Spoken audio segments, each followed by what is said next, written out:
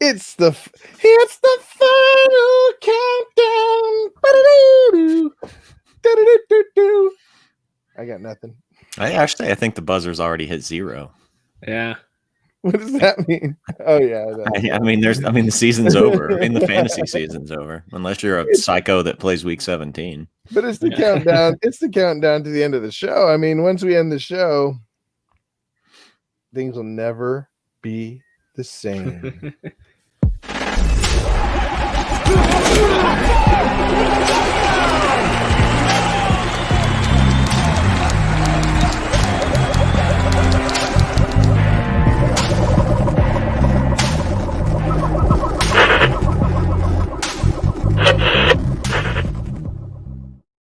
It's the Roto Hackers Video Podcast. My name is Judah Buddha, and I'm here with AJ Herschel, the kid, and it's David, the stud. We are here to celebrate the end of fantasy football, as it were. How are you guys doing? Doing all right, doing fine. I don't know if we're giving our end of season reports yet or not, or if this is just a general check-in question, but I'm doing all right. I'm doing okay. Well, I'm getting ready. Give me your end of the season check-in.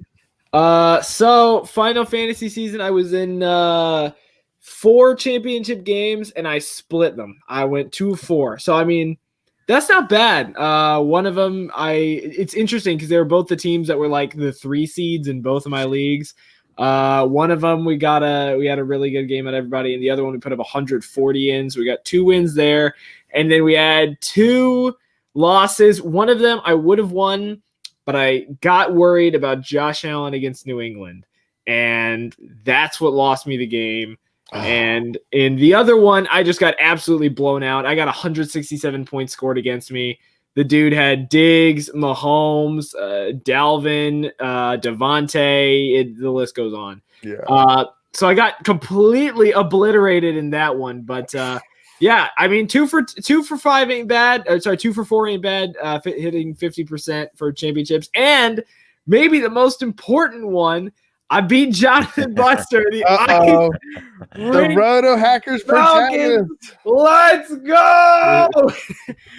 we got the anime plot armor for the final episode of the season this year, and despite Stafford getting 0.68. That's the really impressive part of it. Yeah. Wow. Yeah. We persevered. We pulled through. Who got you through on that game? Well, first of all, Devontae getting 37 was really nice. Gaskin getting 28 was awesome. And then Thielen and Kupp got me, I think, 30 combined, and 19 from Thielen, 10 from Cooper. So that's where most of my points. We didn't even need Aguilar. He was on my bench. He got 24. He got to rest this week. we clutched it out. Power through adversity. That's the Ice Rink Falcons motto.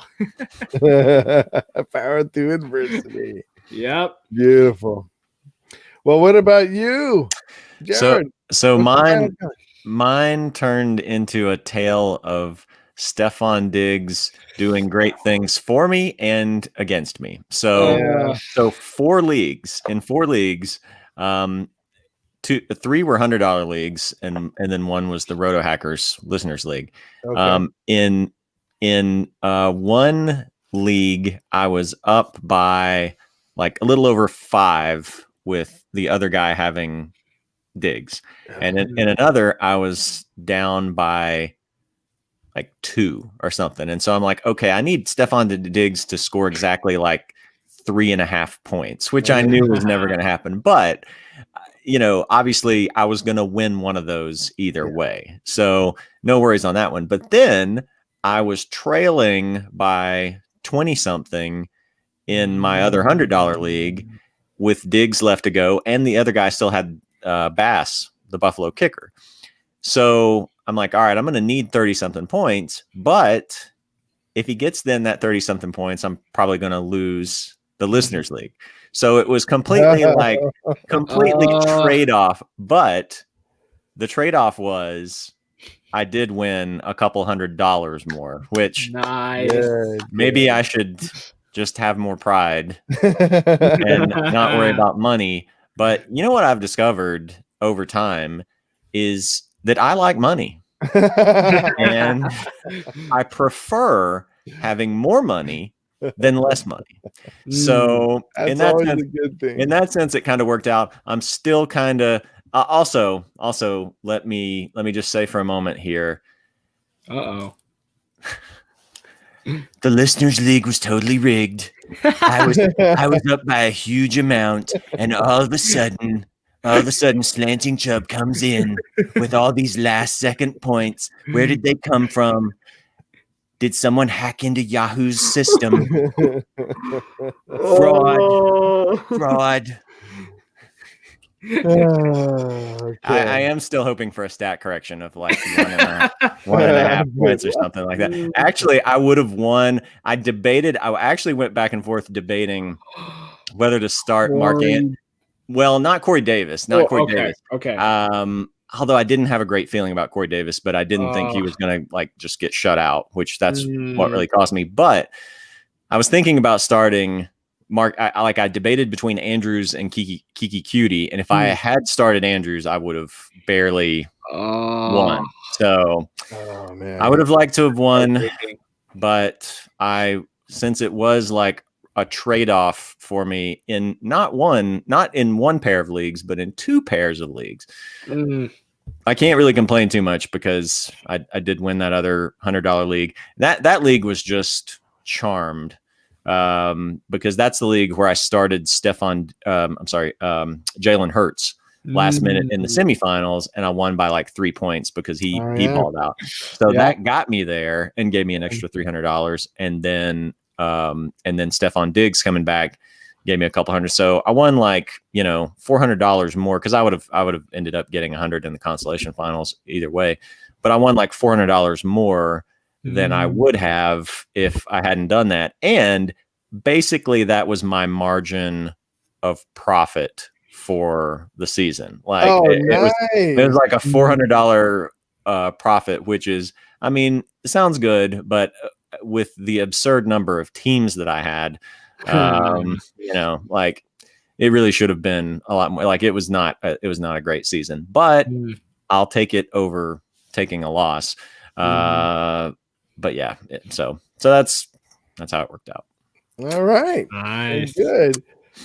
Let's see. Before I'll talk about mine too, but Thomas H. He left this a while back. He said, "Big congrats to Slanting Chubb for the shocking upset of the Roto Hackers Super Bowl." We got to wait for stat corrections. We're going to get a recount. We got to wait for stat corrections. And then Jonathan Buster, the Roto Hackers protagonist, says, "Wait, antagonist, not the protagonist. Don't make it more important." Antagonist, you're right. Sorry. I don't think I've ever seen Jonathan Buster, so I think this is the first time that he's had his profile picture in there. So. He says, "I honestly hadn't looked. Fun season, Judas King." And the poop emoji. Hey, GG's, man. Good game this week, but 3rd place. I don't know what to tell you. Good game this week. I'll take, even if I don't get a stat correction, which I probably won't, which is very unfair. How many points do you need? It's like 1.5 or something. Oh, so that's very real. It's possible. It's 122.08 to 120.62. Wow. So 2 points. Yeah. So it's unlikely, but anyway. But yeah, we did make it into the little, the little podium thing or whatever. You know, silver. I'll settle for the silver.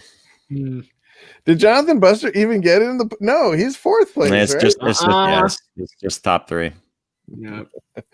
Well, I can't talk. I'm not even close to the top there. You're still top 50%. Am I?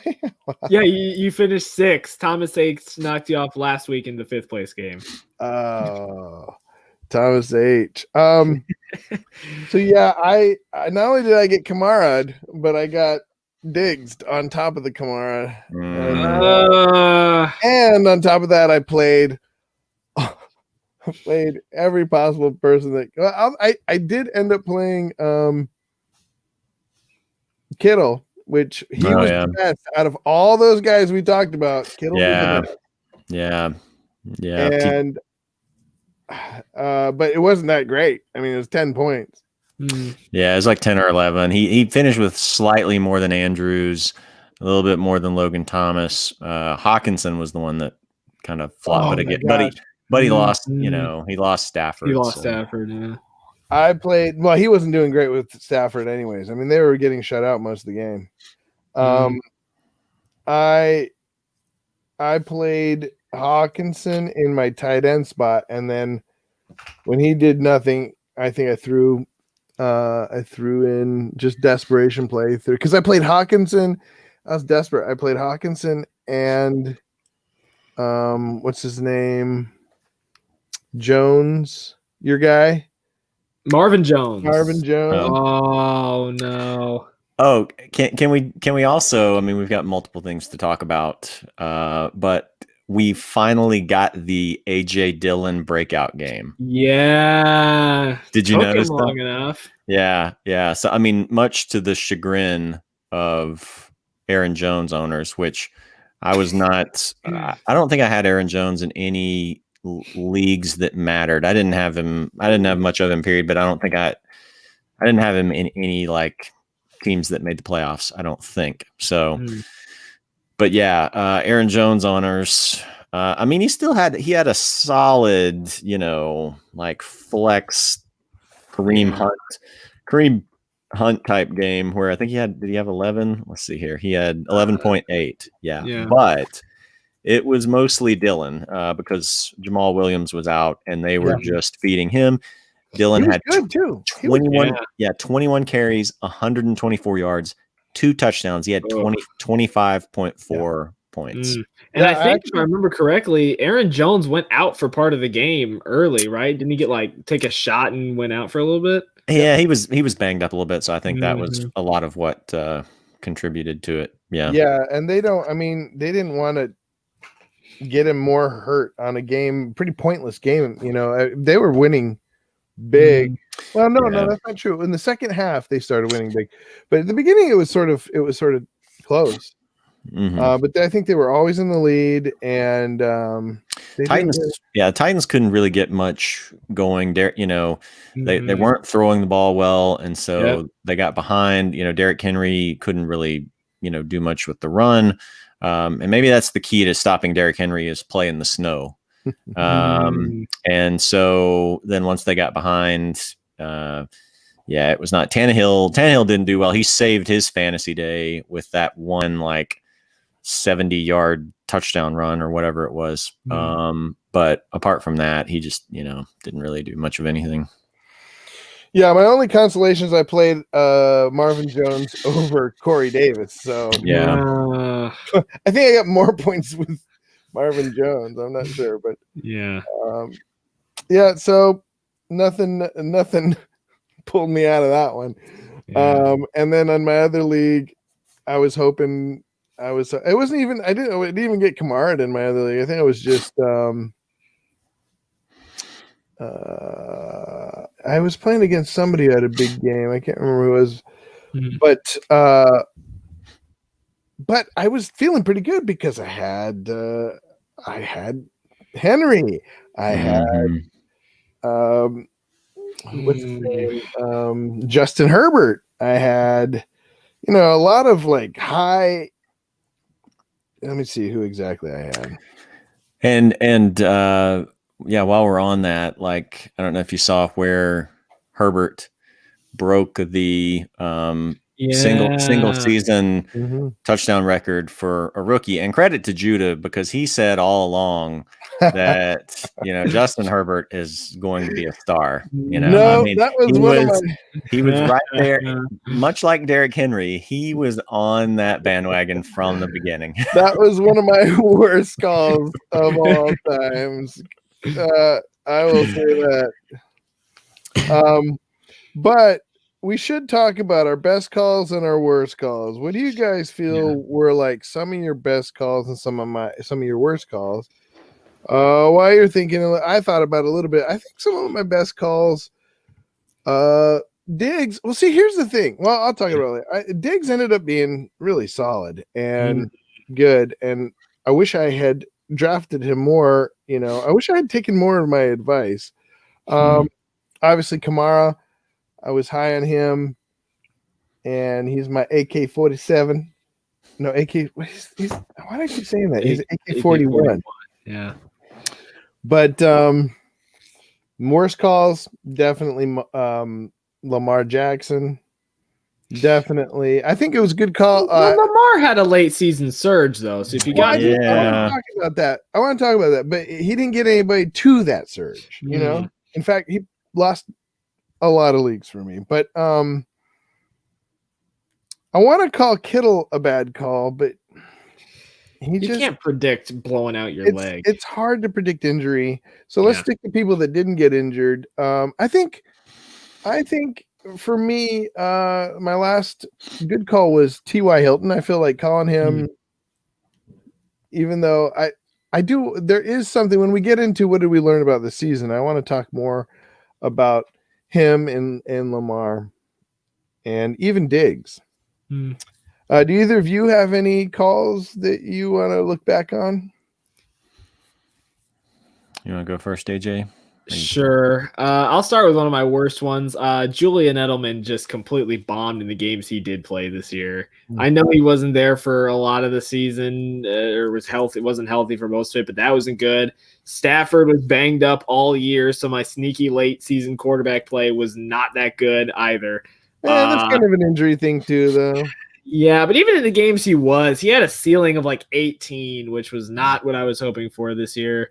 But fortunately, my Melvin Gordon shares finally started cashing in late in the season. And I think my biggest one was and Kelsey, I've always been big on him, but I think my biggest one was, I said out of the rookie wide receivers, I was most excited about Judy and Jefferson. Those were my big two. Excellent. So Jefferson, that's like my personal little call right there this year is Justin Jefferson filling in that Diggs role. So that's my big call that I had this year. I like it. J-Rod. I think in spite of his letdown in the championship game, Derrick Henry for most of the season was just a stud. He would have obviously helped you get to the championship game with 2 stud weeks back to back in weeks 14 and 15. I said at the start of the year that I thought he was worth, the 3rd overall pick, or maybe even second, like depending on, because Saquon's health scared me. And what's funny is like most of the Yahoo analysts, I watched them, I think this was maybe during Sunday's game or I'm sorry. Yeah. During Sunday morning's podcast where they were talking about their way too early 2021 picks and like at least 2 of the Yahoo analysts, including Andy Behrens, had Henry as their number 1 overall. Wow. Which I just think they're overreacting. Yeah, I that's too much for me even. Like I think it's still CMC. You do have to worry about the health a little bit after being banged up. But prior to that, by the way, thank you, McCaffrey, for sitting on my bench for 11 weeks this year. Right. Yeah. Yeah, that did not work out well with CMC. So I think that is a little bit of an overreaction. I mean, I think, but first round, you're going for safety. Really first couple of rounds, the safer the pick you can have, the better. And then like progressively with each round, you start reaching. I think the goal is to start reaching for a little more upside. And I mean, Henry is really safe. I mean, the downside is if they get behind. They've been fortunate that they haven't gotten behind a lot, because then he's not as much. He's not as useful. But he's so durable, and so, I don't know. Well, I would say it depends on his schedule. Like he had a really good schedule this year. Yeah. Well, I think those are good. One, I would like to say 2. One, I forgot one of mine that was the worst call ever. Ezekiel Elliott. worst call ever. Like, he was my number one over. I mean, having him over CMC, man, he still did better than CMC. But well, I mean, in fairness, there, through the first 5 games, he was great with Dak. I think what we've seen though is Dak is what makes that offense go. Sick. And without Dak. Sorry, no, go ahead, finish. Yeah, I mean, without Dak, for the most part, it doesn't do well. However, then when they put Pollard in, we saw that there is a talent, gap there, and the Zeke contract is bad. So I think like if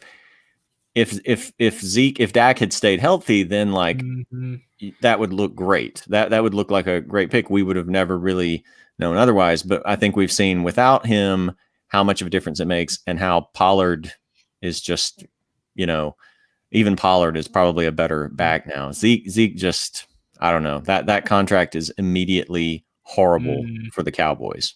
Yeah. And yet Dallas may still get rewarded with a playoff spot after all of that, because that's the NFC East this year.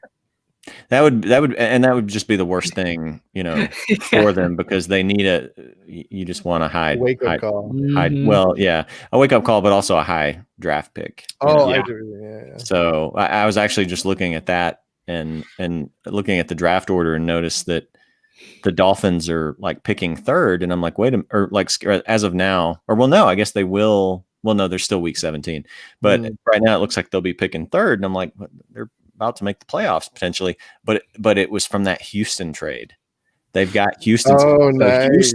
Houston could have the 3rd overall pick, but but it goes to Miami because they traded it away, in all those umpteen trades.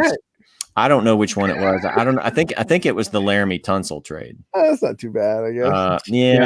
But 3rd overall pick is still rough, But I think for me though, then on the downside, like, I drafted a ton of Mark Andrews, who wasn't terrible, I mean, he was still having some games. He finished the season strong. He finished the season in double digits in the last 4 games he played. Of course, he missed 2 due to COVID, but that Ravens offense, just like Lamar, just like Hollywood Brown, mostly like their running backs. J.K. Dobbins didn't really come on. The whole, basically any Ravens you drafted on the offensive side didn't come on until the last like 4 games of the season.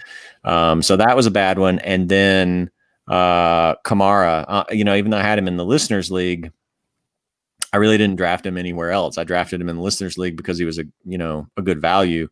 Should have drafted him other places. Then I'm still then going to be scared about him next year if Breeze is gone, assuming Breeze is gone, which I think he will be, because I'll be scared of like, okay, what, if it's Taysom Hill, how good is Kamara going to be? So I may make the same mistake again next year.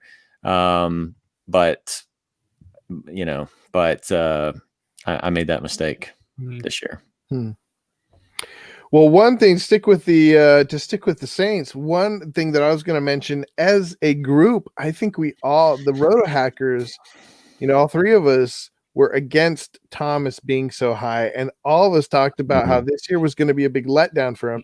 Now, he had some injuries, but I don't even know how much of the injuries were really.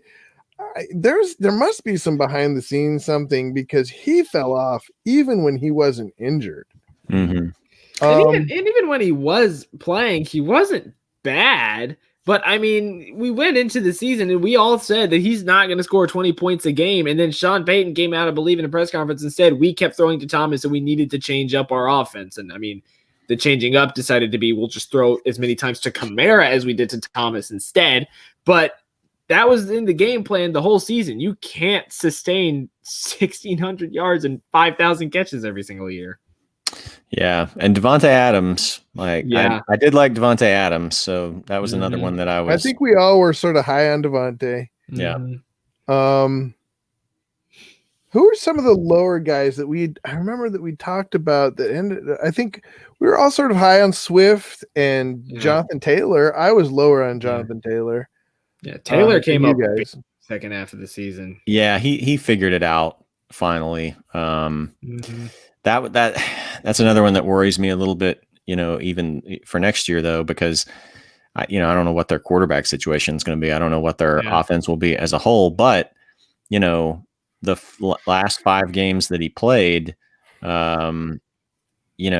had 13 was his lowest. Actually, the last 4 that he played, he was at 21, 29.5, 17.5, 19.4. That's the Jonathan Taylor that I was hoping, would be there from close to the start of the season. Yeah.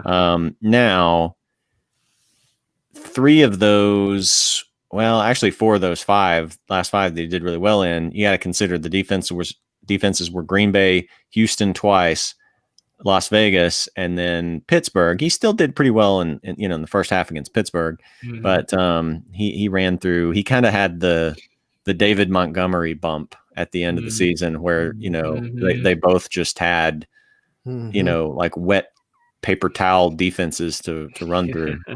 Yeah. Also, Judah, one team one guy that you called this year, you invested like 50,000 fab dollars into him. You totally called Ridley this year. He exploded this season. I think we're all kind of high on Ridley, but you were the highest on him though. Like out of all, you spent you spent a ton of money on him. Yeah. Oh, in the auction, I was like, Fab? He was on the auction. Yeah, auction.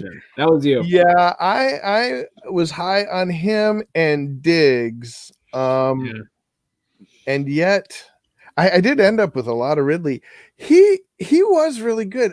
But I want to talk about what we learned from. If you guys have any more, well, let's hit the chat real quick because we got a lot of people talking here. Whoa, Liam is in the chat.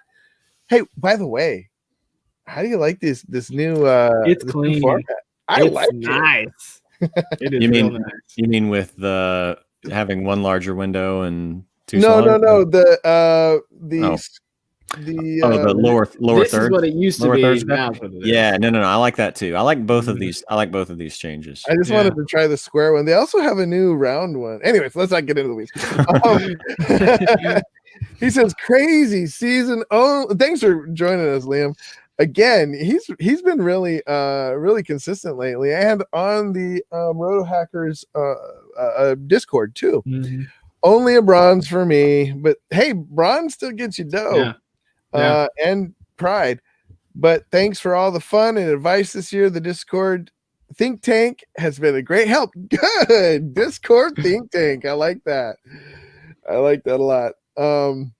Maybe I'll even join in the off season when I don't have 30 teams.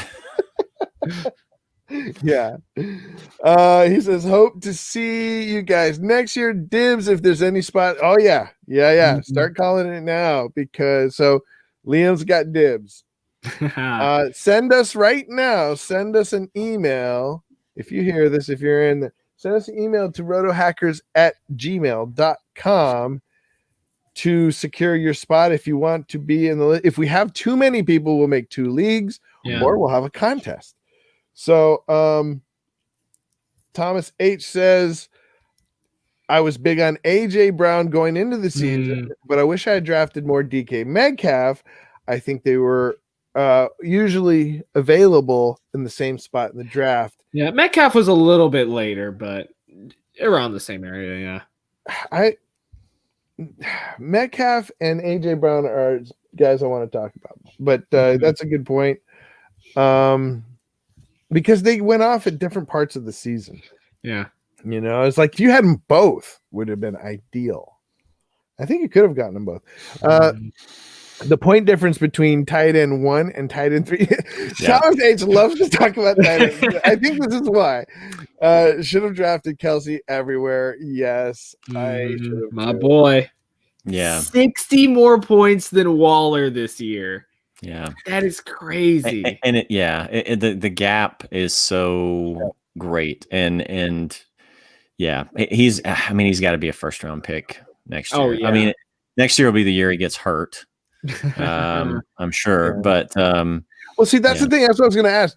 Are you guys worried that next year, because he's had 3 really solid years of production, are we looking at some regression coming our way?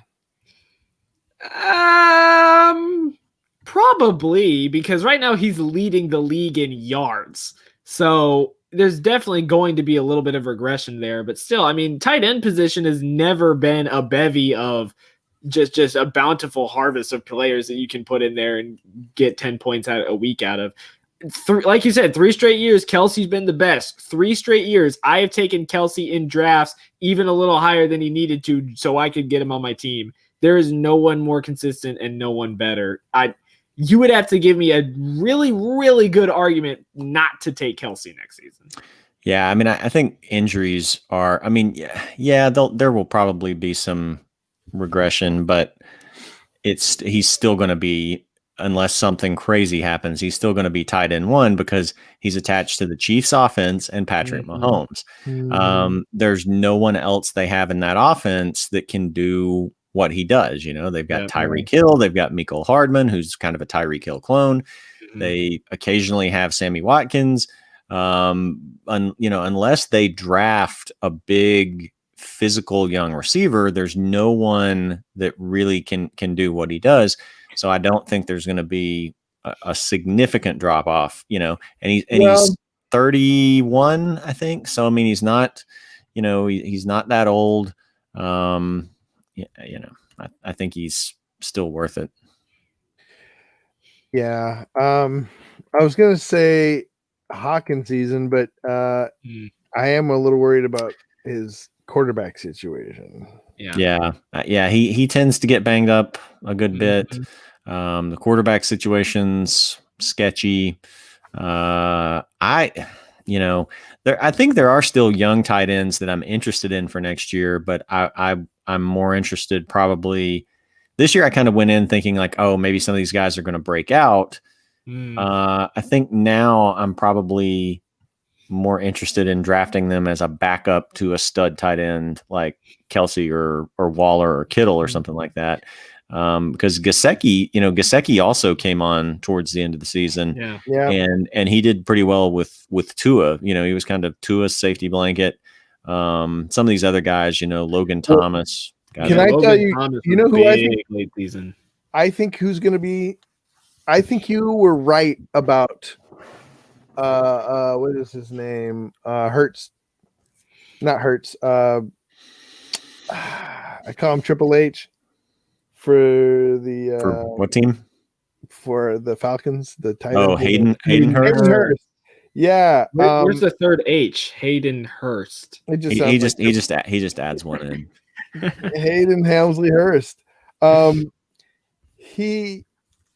think you were right about him just a year off. I think next year he is going to go off. Just watching him in this last game. Oh, no, a lot of things depend on like who the quarterback is. Yeah, right. If the Falcons still exist, I don't know.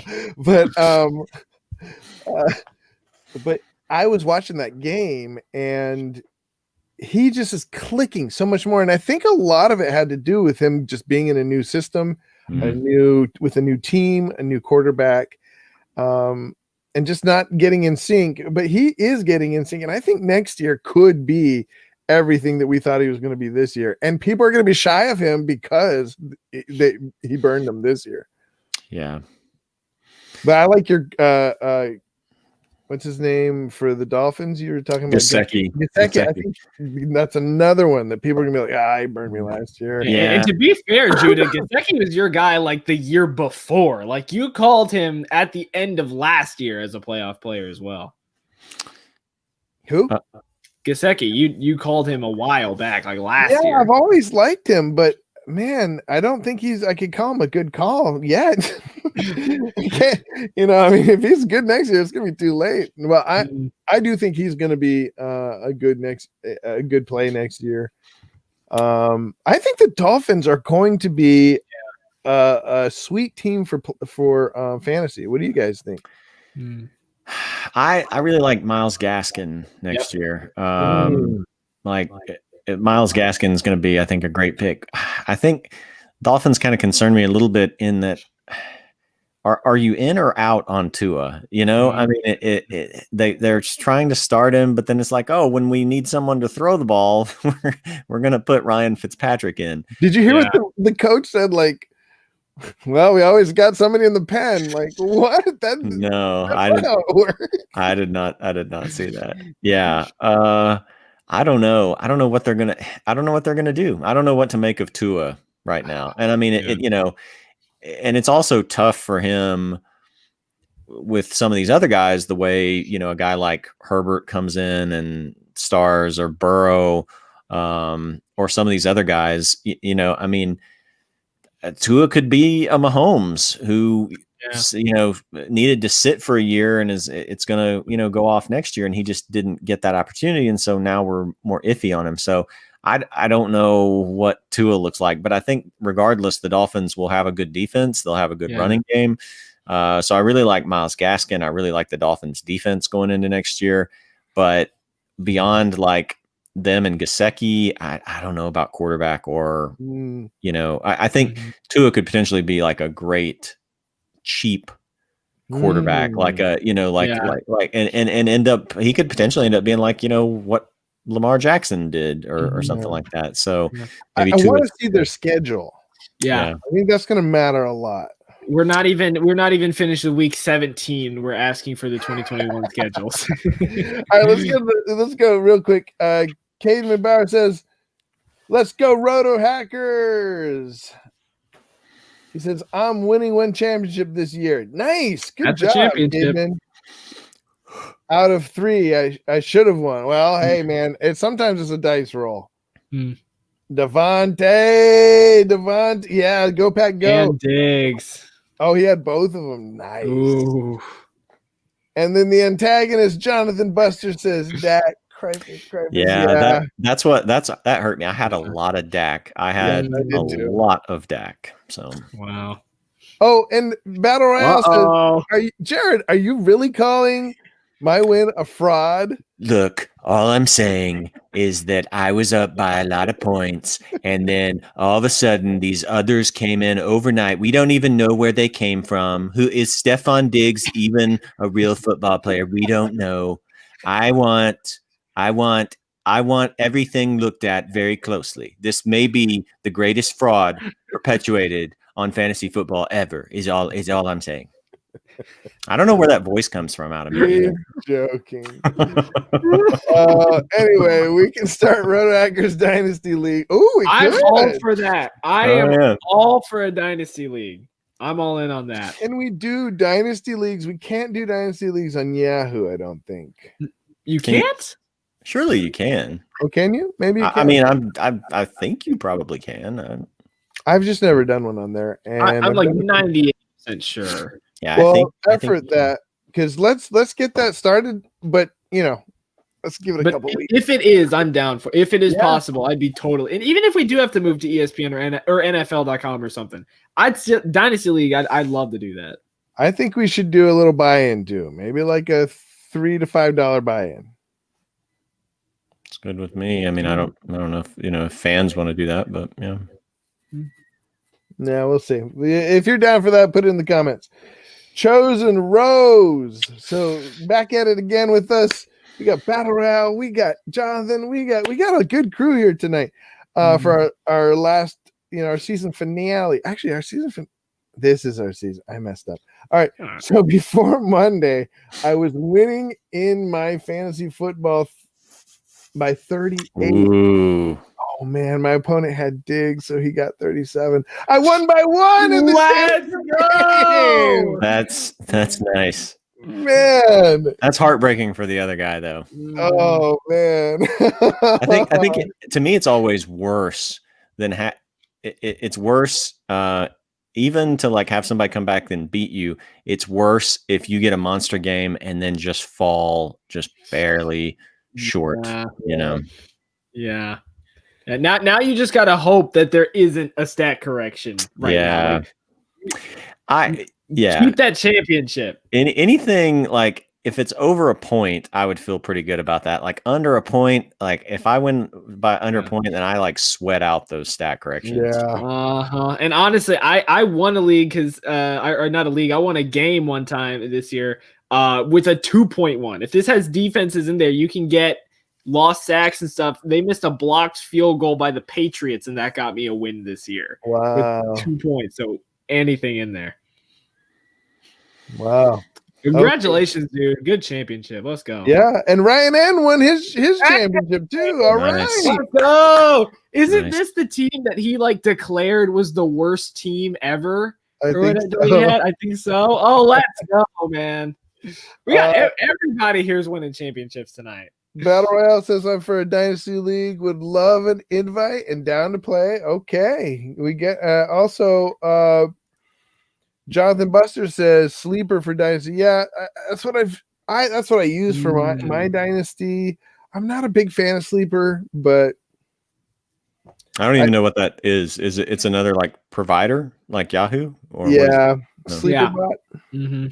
I've been on SleeperBot since 2006, I think. Wow. I think we need to make every effort to make it be Yahoo, just so I don't have to have another I know. place that I have to log into. Like that would be the ultimate terrible start to me trying to condense down to fewer teams next year. Like, okay, it's going to be simpler, more streamlined. Okay, Yeah. Immediately we're doing a dynasty league on another service. Okay. Yeah. And now the good thing about Sleeper is it's a great source of information. Like they give you updates right there. So Ryan N said it's the only league he hasn't won in a while is the listener league. Did he just win everything too? Well, I mean, he's probably only in a couple man. leagues, right? Well, I don't know, but he said the last few years, the only league he hasn't won is the listener league. Oh, That's so a pretty good record. Wow. And he said, yes, AJ. That's the one he hated. Let's go. Swear. Okay. So This is the one where he got, if I think if I remember correctly, Ryan, you can correct me or not on this. Did you have Evans? Because if he did, he had the game of his life last year. Everyone in Tampa did. Last week? Yeah. Yeah, he had 35, I think. Yeah, I mean, he came in like right under Diggs. Imagine if your lineup was like Josh Allen, Diggs, Devontae, Kamara. I don't know who was the other big running back this week. I don't know. Gaskin. Gaskin. Yeah, and then like Kelsey, and the other wide receiver. I just made. Oh yeah, Evans, Diggs, and Devontae. And then put one more in there in the flex, and you have 200. Aguilar had 24. Aguilar in the flex, which I should, I could easily see people doing. Yeah, 200 points right there. Mm-hmm. Over 200 points. Well, this is this. I don't want to go too long tonight. Not much to talk about as far as this week in fantasy, but I do want to talk about what do you take away from this year? What is something that you want to? And we've already done this a little bit, but I think this is a good chance to look back and say, I want to do something different next year. What do you want to do something different? And while you guys are thinking about that, my biggest takeaway was I always say that, I quote Sigmund Bloom saying, fantasy football is a place where you can be absolutely right one part of the season and absolutely wrong about the very same thing in another part of the season. And I love quoting that, but I haven't really thought about how to apply it until this season. And I realized that I am going to be next season, I am going to be much more strategic about who I am drafting based on where I see them doing well. So if it's a rookie, if I draft a rookie, I want to make sure that I have a reliable veteran, in that very same position to start with. If it is somebody who has a really good schedule at the end of the season, I want to make sure, or at the beginning of the season, I want to make sure I have somebody, I want to be more intentional about how to, I haven't at all any year really been intentional about constructing and I think, Jared, to your credit, you do a lot of this is looking at week 15. Yeah. But I just want to look at week 15 in particular, but the whole season, and be real strategic about how I construct my teams, especially since I have multiple teams. I'm not going to have as many teams. I already established that. I am not having more than 6. But I want to be really careful about where, about thinking through the season. And if I have a guy that typically gets hurt, I want to make sure I have somebody to back him up, that kind of thing. Mm-hmm. Do you guys have anything that, or do you want to say anything about that, or that you have? Yeah, I mean, I think I always come away with a lot of, or at least I try to come away with a lot of takeaways from each season. I think one for me this year was just, I'm trying not to be like overly disappointed in the season, just because I knew it was going to be a crazy season. And then I just had I think I've normally had pretty good luck in the past about winning close games. And it was like all of everything that I don't even know how to say it. It was kind of like this year evened out everything from all the past years, because every single, almost every single one that the game that came down to less than a point or, less than 2 points or whatever, I lost them. It seemed like I lost every single one of them. And so I'm not overly mad about that, because I think it was just due for regression, as we would say. So, I think that just happens, and you just have to deal with it. But in terms of specific lessons, there was an email that went, there's one that I'm on the email list for, I guess it's CBS Fantasy Football.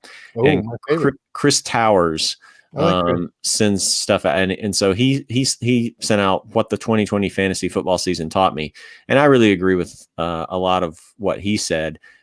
He's talking about his first one. I'll try to summarize these here quickly. His first one is to kind of avoid the running back dead zone, which is from around round 3.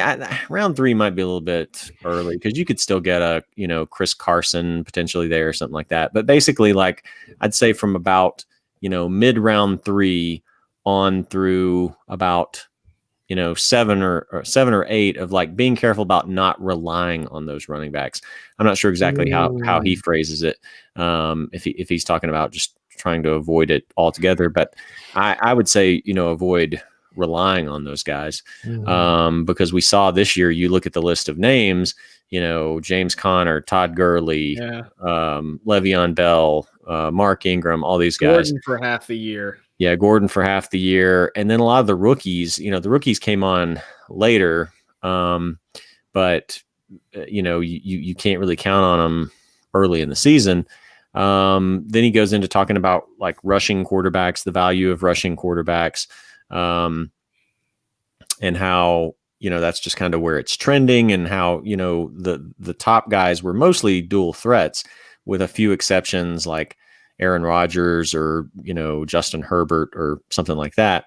He talks about and then for his final thing is basically kind of what we were talking about earlier, is stop trying to force or make breakout tight ends a thing, and just accept that Kelsey is leagues better. Yes. Kittle, if healthy, is great. Waller's great, and stop trying to catch that sleeper tight end that's going to be the next, elite guy, which then probably means that we'll have 2 or 3 guys who are breakout elite guys next year. But I just remember somebody saying that about Gronk.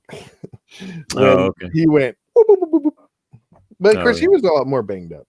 So all right, we keep going. That's good stuff. Yeah. So I agree with most of that. I think it's just, I think I'm probably going to be, I don't know. I'm going to have to process a lot of stuff from this year. So I can't really come up with all those, but those are ones that I kind of agreed with. Those kind of jump to mind. All right. Good job. AJ. Yeah, for me, first of all, it's definitely just make sure I'm still awake during the last few weeks of the season, because even though that's playoffs and championships, it's really easy to get tired and forget that games happen on Saturdays and Fridays. Thursdays, that's probably the most difficult thing, because normally it's just like you check Thursday, you check Sunday morning, you're good. No, late season, you got to be more active because there are games Friday, Saturday, Sunday, Monday. So it's almost even more difficult the farther into the season you go.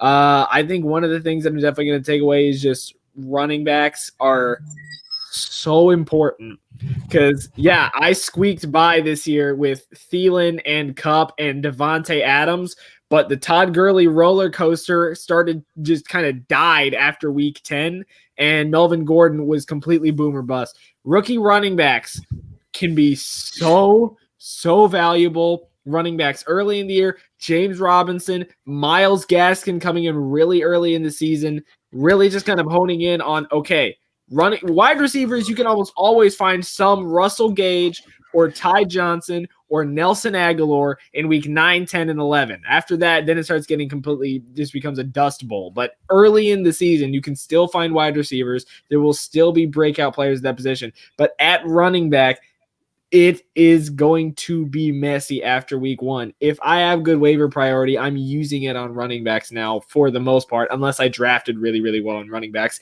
And mentally, every year I tell myself, okay, we're going to draft X amount of running backs in the first few rounds. We're going to try to get Henry. We're going to try to get Jones or whatever. And then I noticed Devontae Adams falls to pick 12, and I'm like, can't pass that up. And then I noticed Ridley falls around late.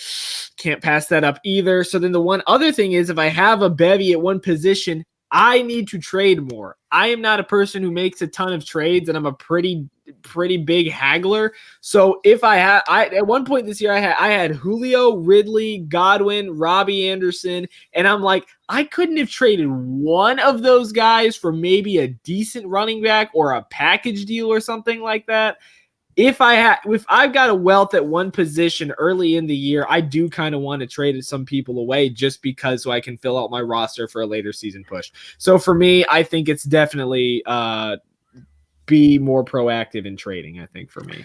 Well, and another thing you got to consider too is, this was your first auction league, right? Draft. Yeah. And so and you finished third in it. So I'll take that. Yeah. So I mean, that's something to consider too, that if you're like, how do it's tough when I have to make those decisions at the top of the draft.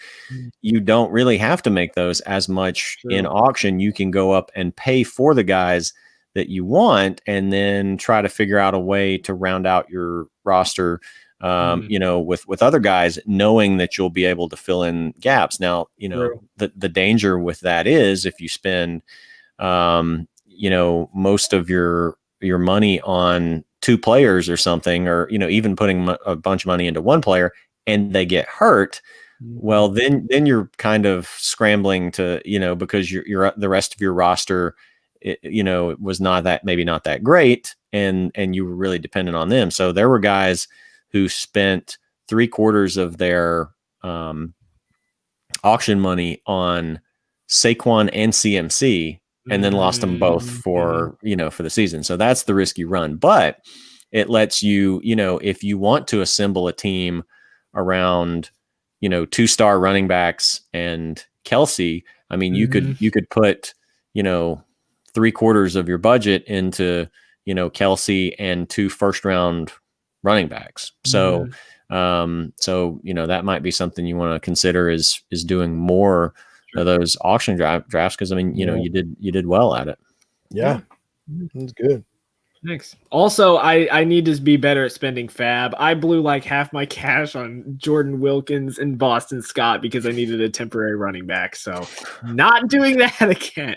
I didn't spend enough of mine. Like I was just sitting there, which I mean, it didn't really matter because most of my roster was pretty fixed for most of the season. There were just guys that I needed to go with week to week. So I don't know that there was really anybody out there. I'm sure going back to earlier in the season, but as the season went along, there wasn't really anybody of like, man, I should have drafted that guy. For a while, it was Claypool, and then Claypool trailed off at the end of the season, so he wouldn't have really helped me anyway. So, yeah. Well, we got a couple more in the draft. In the comments? The drafting comments? We're drafting comments now. Yeah. Yep. Give us your comment submissions. He said, I did have Evans, but I won by a lot, Nice. so it didn't really matter. He said, also, I have, he's had 5 leagues over the past 3 years, and he's won 4. That's a good win rate. That's very good. Yeah, that's real good. And he said he's made a lot of money off DraftKings. Only doing the free stuff. That's the way to do it. How do you make money off of free contests? I think it might be one of those ones where it's like, oh, enter for free, have a chance to win up to, I don't know. It's probably not that much, like $100 or something like that max. But hey, you do enough of those. Yeah, that's how you get it done. And then he says, I want to know y'all's playoff picks, though. Oh, that's interesting. Yeah.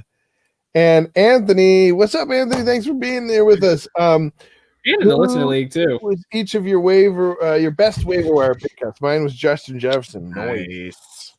Who was your guys' favorite waiver? We just talked about how we got to do better on the waiver wire. Did you guys? I think Herbert was my best. Not in our league. I think you got him, right? I got him. Yeah, I got him in a ton of leagues because when I lost Dak, I'm like, all right, who do I pick up? So Herbert, I'm going to look through mine to see like maybe who was the best position player, but Herbert probably because I lost Dak in so many places and needed somebody to replace him. So that was probably the biggest one, and definitely in terms of quantity, not just quality, because I picked him up in a ton of places. Curtis Samuel was another one that I picked up that was real good second half of the season. Nice. What about you, Herschel? For me, I will say Mike Davis was a big one for a good chunk of the year when McCaffrey is out. He played well for most of the season, never really dipped under 8 points. And even though he was out for a bunch of games, I'm sorry, I got to say Myles Gaskin. I know he was out for a while, but he was my Lamar Jackson this week in the listener league, coming out of the tunnel and putting up 31 points in his game back off of the COVID list. So I'll go with him I'll go him, Gaskin, and this is super random, but I grabbed Jason Sanders off the waiver wire in one league, and that was nice. Sanders was real good. I forgot. Another guy, I picked him up so early that I forgot about him being a free agent pickup was James Robinson. Yes. Yeah. You get the gold star, dude, because your James Robinson call was amazing. Yep. All right. Well, what do you guys think about? But you didn't give us, what was your favorite waiver wire pick? Well, he said Herbert. Herbert and Curtis Samuel. Curtis Samuel. You're right. Let's see. So playoff, do you guys have any hot takes for playoffs? Looking at the playoffs, I think it's going to be, what I'm hoping for is Chiefs Packers in the Super Bowl. That'd be nice. I want to see Aaron Rodgers win another title. I would like to see the Packers. I would like to see that. I don't. Yeah, I forget. Yeah, I'm sorry.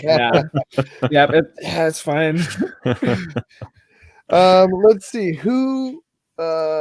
I think this. Do we know who's playing in the blast? Like who are playing each other? No, not all the way. Because the AFC is such a mess still in terms of the wild card. Because the Colts play the Jaguars, and then the Colts need like one of 3 or 4 teams. It's either Titans, Dolphins, Ravens, or Browns. Hot take: I think the Browns missed the playoffs.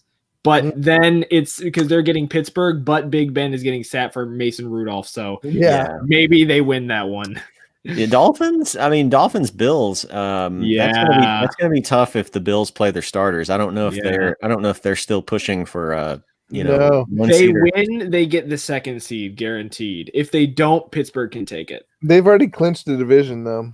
Yeah, but I mean, you always want the highest seed you can get. Yeah, So they'll probably play their starters. So I think the Colts will get. Honestly, I would rather the Colts just didn't get in. Honest, like I mean, if you're not going to have a realistic chance, I would rather you just the Colts need a quarterback, and if Jacob Eason's not going to be it, and who knows, we don't really know much about him because we didn't get to see him at all during the season, and they were the ones who saw him in practice. But the Colts need a quarterback because Phillip Rivers is just good enough to like keep them at a respectable record. They're not going to win anything with him. I want them to get a new quarterback, and the top guys are going to all go. It would be they're not going to get Trevor Lawrence. They're probably not going to get Zach Wilson. It would depend on some of these other guys, like if a Trey Lance falls, or if they find something they like in Justin Fields or some of these other guys. The Colts need a quarterback. I just don't care about them getting in the playoffs for the sake of getting in and taking a beating from someone. I don't care. Well, what about you, AJ? Looks like the Bears are in the hunt. What will it take for them to get in? So for us to get in, if we beat the Packers, we're in. If not, we need the Rams to beat Arizona. That's how it works right now.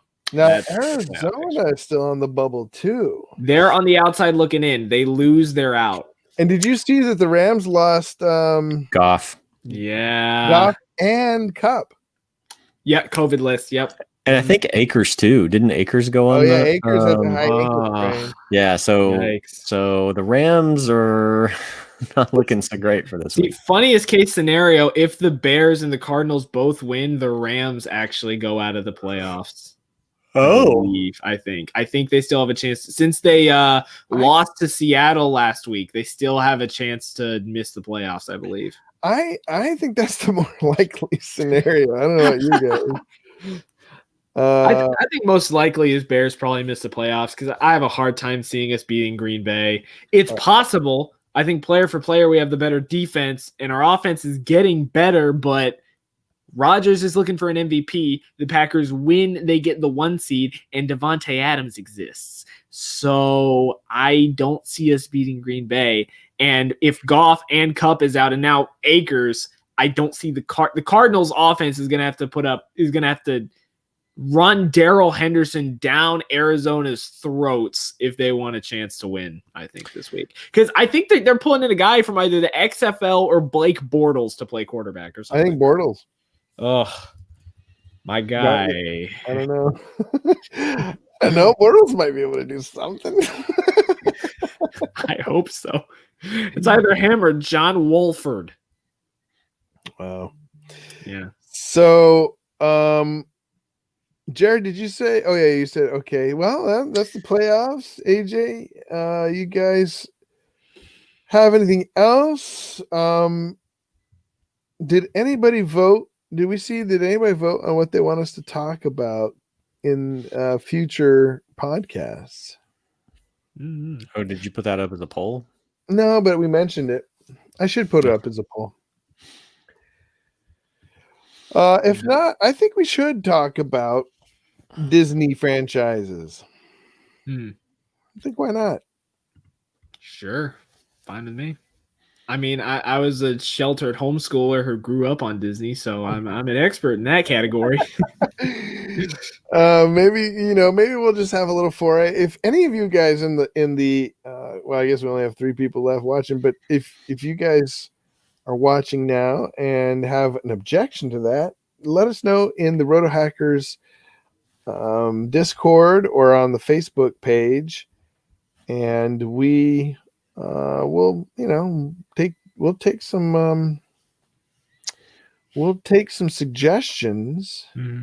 I'm sure at some point we're not going to ignore the Super Bowl, especially if it's the Packers and the Chiefs. My goodness, who would be worst case scenario? The worst. Well, it's kind of hard to know. I think my best case scenario. I don't even know that I want to see the Chiefs in there. I would prefer to see Packers Bills That's the one I would like to see. That would be more interesting because the Packers already won, or I'm sorry, the Chiefs already won last year. And so if they're in, I'm just going to be like, I don't want to see them win 2 years in a row. So I would be rooting against, I'd be rooting for whoever's playing them. I would like Packers Bills because then I could be kind of happy either way. Somebody won. The worst case scenario. Buccaneers. I was gonna say the way that Pittsburgh offense is playing. Yeah. I do not want to watch that for a Super Bowl. Who would be? But who against? So Buccaneers against Steelers versus. I don't even know. Buccaneers might be kind of interesting to see. If Brady could do it with another team. I think that would be really interesting. If Brady beats the Steelers in the Super Bowl, he will have single-handedly won more Super Bowls than the most winningest franchise in the Super Bowl era. The Steelers would have 6 rings. Tom would have 7. That would actually be fun to watch just for the bragging rights. Interesting. So no, here's my worst one. Okay, it would be Steelers Rams because I do not want to see Jared Goff struggle through another Super Bowl any more than I want to see that Pittsburgh offense struggle. That I do not want to see Steelers Rams. My best case scenario is probably Saints Chiefs, probably because I'd love to see Kamara go head to head against Kansas City and Breeze. I feel like this is his last run, so I really want to see him in it. Worst case scenario is also the funniest case scenario, to which I actually might play Madden instead of watching it. Colts Giants. But this time with no Mannings. If the Colts only need one person to lose, and they need to win, and they get I think Jacksonville or something this week. They get Jacksonville, but Jacksonville gives them a surprisingly difficult time always. I don't think they will in this game. I think the Colts will beat them, but Jacksonville beat them in the season opener. So I don't go Jaguars. But it's like the Colts and Rivers are going to be fine, but the Giants could get in if Dallas loses and Washington loses. That is how the Giants get in. So if the Super Bowl ends up being Giants Colts, I just might not watch because do I really want to see Phillip Rivers versus Daniel Jones and Wayne Gallman in the Super Bowl? Speaking of the Washington football team, I don't know if we want to discuss what happened with Dwayne Haskins. Oh yeah, just got kicked to the curb. I had forgotten that he was. I was in my mind again because 2020 feels like it's been 5 years long at least. I was like, oh yeah, he's been in the league for a few seasons. Like, no, he was just in 2019. 2019, he was a first round 15th pick or something like that. That is crazy fast, which I don't blame them. I honestly, not just specific to him, but I think there's a lot of times where teams, probably do know like, oh, this guy's going to be a bust. And then they just can't, the money that they have invested in them and the egg that would be on their face, and they have to like string it out of like, oh, maybe, I don't know, maybe he's going to turn out to be good. I know he's not. So yeah, but Haskins just compounded it with like 3 different things. And you combine that with his horrible play on the field, but man, I mean, I think it's just all the circumstances because, they may go into the playoffs. And so their first round quarterback pick from, less than 2 seasons ago just got released. I mean, that's crazy. Yeah. You want to know who the last rookie quarterback who went out in 2 years was that I remember being this bad? Was it the only one? Well, I don't know how many years it was. I mean, okay, but people are, comparing it to the Jamarcus Russell situation, but I don't know. I was comparing it to the Johnny Manziel situation. Oh, Johnny, that's right. Did he only last 2 years? I just looked it up. He last 2 years? He was only 2 years. Yeah, but I guess his was at least. Did he make it into the second off season? Because he didn't get released during the season, did he? I don't. Well, think he Haskins did. still could go to some team. Well, but I mean, he's already been. Yeah, I mean, he could, and maybe he will. Maybe somebody's going to give him another shot. But yeah. And Johnny Manziel was another one that should have been so obvious from the very beginning. Man, I laughed when they drafted him, and they told the story about how he like answered the phone. And he was like, "Let's wreck this league." Like, yeah, the only thing you're going to wreck is what's left of that franchise. So see, I felt bad because some of my friends were big Texas A&M fans and they loved Manziel, and being, the nice Georgia fan that I am, I was didn't too polite to say anything. and then as soon as he got drafted, he walked out and did this, and I said they are doomed for the next 2 years. And now it's interesting to think, they did finally get their quarterback, and Baker's done better. But you think about all the quarterbacks that they've passed up that they could have had that are elite quarterbacks. I mean, they passed up Deshaun, they passed up Patrick Mahomes, they passed up was that the same year? Yeah. And then more recently with Baker, they could have had Josh Allen. They passed up Josh Allen. So, I mean, Baker was a better pickup than it could have been worse. They could have had Sam Darnold. They could have had Josh Rosen. But man, you think about all the quarterbacks that the Browns have passed up. And really, in some ways, Baker's just kind of like a Manziel. He's like a rich man's Manziel. He is. I think there's a limited ceiling. I mean, they've got great running backs, and if they have a good defense, then he can.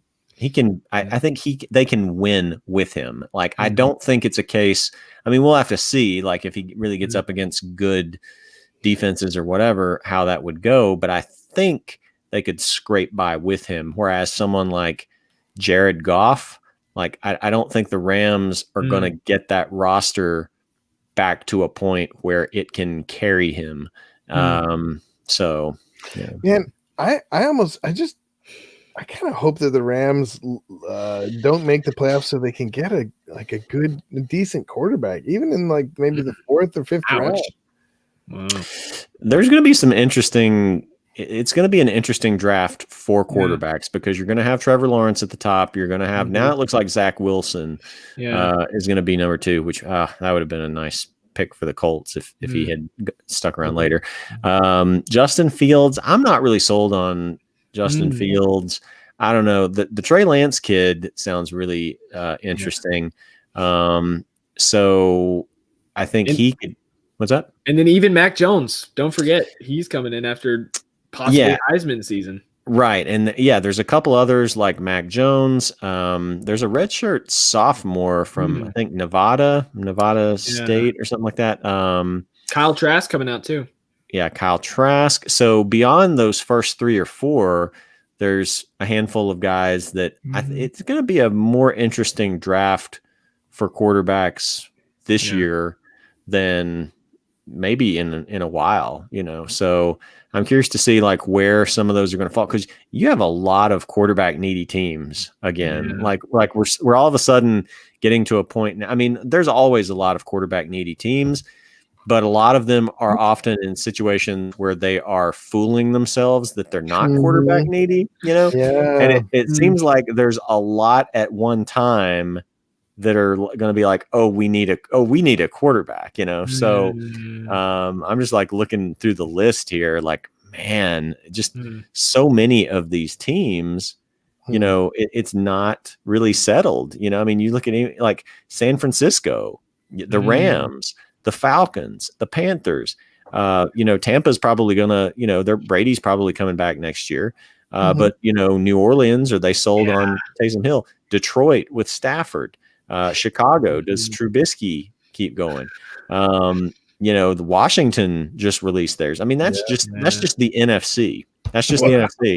You look at all those. I didn't even get to anybody with the AFC, and I'm not going to roll through all those. I think it's probably in some ways fewer in the AFC. It's a little bit more skewed, I think, towards the NFC. I think the AFC, there's some more teams that are kind of a little bit settled there. Yeah. But there's a lot. There's a lot in the AFC too. So it's gonna be interesting.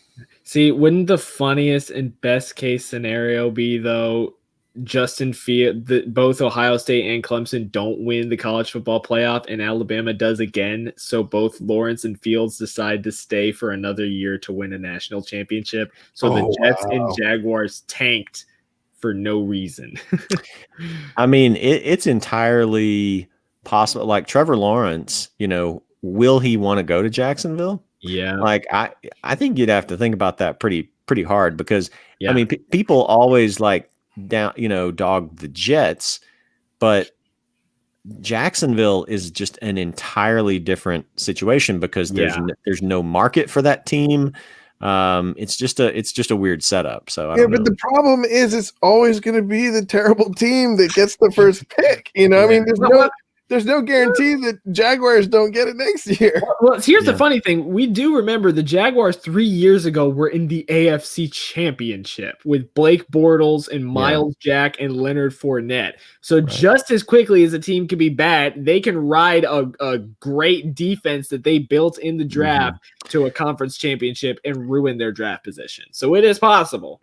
And in Jacksonville's defense, for however much you can defend them, they've got a good young offense. I don't know about their line, but James Robinson, DJ Chark, Chenault, that Jay Gruden's there as their coordinator. So you add Trevor Lawrence into that mix, and Trevor Lawrence could have a Justin Herbert type season next year. So it's gonna be interesting. Especially when the defenses you're going to go up against 6 times. I mean, the Colts are good, Titans are iffy, and the Texans have J.J. Watt and Whitney Merciless, and that's about it. Like, the Browns have been a mess because their rookie quarterbacks have to go up against the Steelers and Ravens 4 times in a year. Like, there are much worse divisions to land in than the AFC South to start your career. That's a good point. Yeah, that is true. What if next year do we know who has the first or who has some of the top picks next year? Like Jacksonville is locked at number 1. Jacksonville's locked at number 1. Jets are number 2, and then 3 and 4 is probably going to be Miami because they got the trade for Laramie Tunsil. Yeah, that's what I was wondering. Yeah. And Atlanta is projected for a top 4 pick. Oh, wow. Yeah. Atlanta. There's a lot of quarterback needy teams at the top of the draft. And so you could very easily lose, 3 in the first 4 picks, and maybe Miami chooses to trade back. I mean, it could very easily be like 4 straight quarterbacks off the board. I just want someone good to be there for the Colts. And I don't know.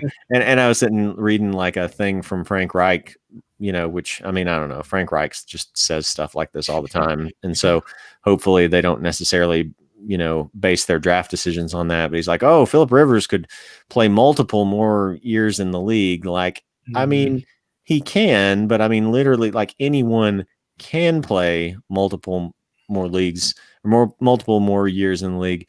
Should you start them as your quarterback? Not necessarily. That's a different question. Yeah. So. Imagine if Justin Fields makes his way back to Georgia and Atlanta drafts him this year. I would love to see that. I'm going to be honest. That would be interesting. Yeah, that would be. I don't know. There wouldn't really be that much overlap. I don't think there's all that much overlap between UGA fans and Falcons fans in most cases. So I don't know. I think there's like weirdly there's some Justin Fields hate from UGA fans, which I don't blame him for doing that. But I don't think it would really affect, because Falcons fans are kind of just a different lot anyway. Okay, well, we'll have plenty of time to talk about all this, especially leading up to and at our epic draft. Ooh, we got to make a hit epic draft party or whatever you want to We do have one vote for Disney products are great, Star Wars, Marvel, and I was thinking, yeah, this is a great year for DC as well with all the crossovers of the new. Did you guys see the new Superman preview? I haven't. The Superman regular show. You know, it's like this. It's interesting. I don't know it's a stream. Oh, are you talking about on the CW? Yeah, CW. Yeah. Yeah, I've seen that. I actually like that guy as Superman pretty well. I forget his name. Tyler something. But I don't know. I don't know if we'll see. I might give it. I haven't watched CW in like since like I'm not sure if I've watched CW since it was. Oh, let's see. Maybe I watched some of Smallville. Smallville. This is gonna have crossovers. Actually, the guy from Smallville is in the preview, I think. Oh, boy. So it's actually, I think what I forget the guy I watched on YouTube, but he was saying that it's going to be pulling a lot from Infinite. What is it called? Crisis on Infinite Worlds. Crisis on Earth. It's going to be like Infinite Crisis on Infinite Worlds or something like that. It's the second one, not the one that was in the 80s, but the one that was in the later on. Anyways, Liam says Superman. Yeah, you could rock it all the way. You could probably get some outstanding value for putting down money on the idea that Dalton would be Super Bowl MVP. You could probably put down like $5 and make 10,000 if that bet paid off, you know. Hey, that would be the best season finale to Dalton, Texas Ranger I've ever seen. And it would transition right into the new Walker Texas Ranger series. True, very true. There it is. All right, guys, I promised my wife I'd be done by 10:30. It's almost 10:30. You guys have anything else before we go? I think that's all for this year. Thanks, everybody who played in the Listeners League. Yeah, thanks, everybody who came into the comments. We appreciate all of you. And it was a weird year. It was a very weird. We knew it was going to be a weird year. It lived up to that. Maybe it wasn't quite as weird in the end because we ended up not having, a ton of like stars out for weeks at a time. We still got all the games in. What's that? McCaffrey. Well, due to COVID. I'm sorry, due to COVID. We actually did have a ton of stars missing games or the whole season due to injuries, but not due to COVID. So maybe indirectly from the downtime. But we got the season in, and if you had told us back in August, like, oh yeah, you're going to get the whole season in with sort of minimal disruption beyond, some major injuries, I think we would have all taken that. So for all the craziness, we got it done. It was a fun season. It was good. I think doing this with you guys and the listeners, I think it made it way better. And the Discord too. Having the Discord as well has just been great to chat with a bunch of people just about football and fantasy football in general, chatting with all y'all guys. That's been awesome. Yeah, I've really enjoyed it. And the cool thing about Discord is we could do, we might be able to do once a week if we get a lot of listeners. Not video chat, but audio chat, It's like a Discord call or something? Yeah, Discord call, because they have that Discord thing. Yeah. Anyhow, or maybe do it like Discord call during a game. Actually, cool.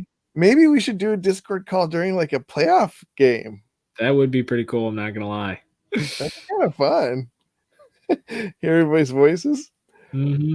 All right. Well, we'll see. Yeah, that's all I got. Appreciate you guys. Oh, remind me to. I'm gonna make a trophy for is Anthony the one who won? Luis. Yeah, Luis. Battle Royale 2K. Battle Royale. He has so many names that I can get mixed up. Okay, well, don't engrave it until the stat corrections have come in. Oh my goodness. All right. Well, we'll be taking at least a week off, right? I think so. Yeah. Is that cool with you guys? I will be. You guys can meet if you want. But I'm gonna be taking a week off. Take a break. Take a little breakity. Maybe if like the playoff situation gets interesting or something, we just come on to talk about that or something. Yeah. Yeah. So stay tuned. We're out but not down. Anyways, but email us at rotohackers@gmail if you want to get in on our listener league next year. Oh, and not only that, the we got to start talking about the Dynasty too. That's got to be not soon, but yeah, we'll get into that eventually. Okay. Email us, DM us, whatever on Facebook. Leave it in the comments. Just let us know. And as the Roto Hackers antagonist says, in fourth place. Peace.